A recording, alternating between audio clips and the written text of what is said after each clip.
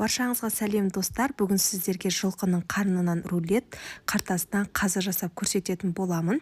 Бірінші рулетті дайындайтын боламыз. Ол үшін бізге осындай жылқының қарны қажет. Жақсылап жуып, және де ішіндегі майлардың ортасында бездері болады. Солардың барлығын алып тастаймыз да, міне осылай жайып алатын боламыз. Енді үстіне жылқының фаршын осылай бірдей етіп, жайпақ етіп орналастырып шығамыз видеода көрсетілгендей. Қартаны және де қарнын иісін кетіріп, жақсылап жуу жолын менің алдыңғы видеомнан көре аласыздар. Міне осы орайсыздарда шетін барлығын осылай жіппен тігіп шығасыздар.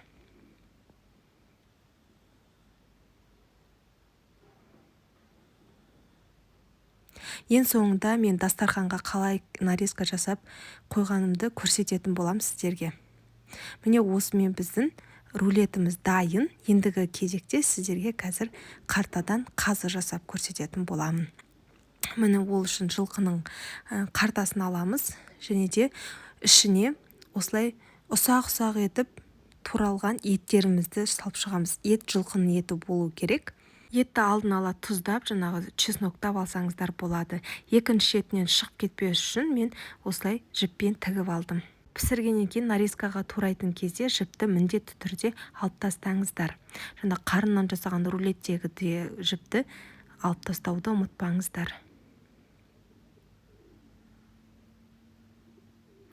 Қарын және қартаны мен алдын ала әдемілеп тұрып иісін кетіріп, жақсылап жуып алдым. Оны алдыңғы видеодан өздеріңіз көріп алсаңыздар болады. Мүлдем иісі қалмайды.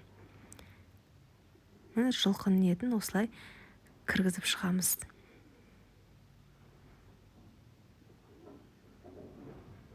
Жаңағы конский ассортиға қойған кезде өте әдемі көрінеді. Ал қартаны өзін ғана қойсаң, майлары еріп, онша емес болып тұрады ғой түрлері. Одан көрі осылай кесіп қойған өте жақсы екен. Сіздер де жасап көріңіздер.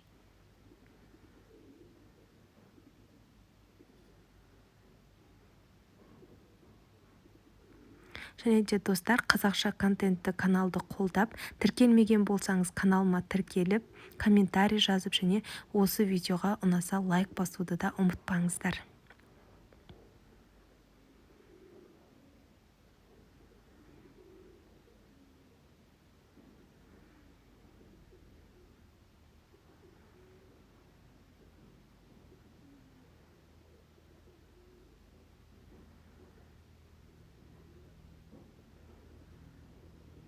Міне барлығын осылай тығыздап, әдемілеп еттерді кіргізіп шықтым. Енді екінші шетінде жіппен тігіп қоясыздар.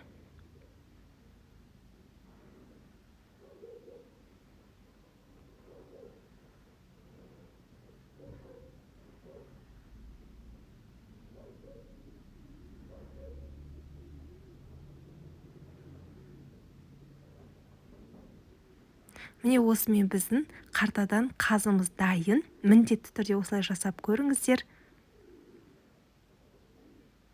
Мынау қарыннан рулетім, анау қартадан қазым. Қазір сіздерге піскен нарезкада туралған түрін көрсететін боламын. Міне достар, піскен кезде осындай болады. Бірінші тұрған менде қартадан қазымыз, екінші ол қарыннан рулет. Осылай жасасаңыздар болады. Сіздермен болған ақбота, рахмет.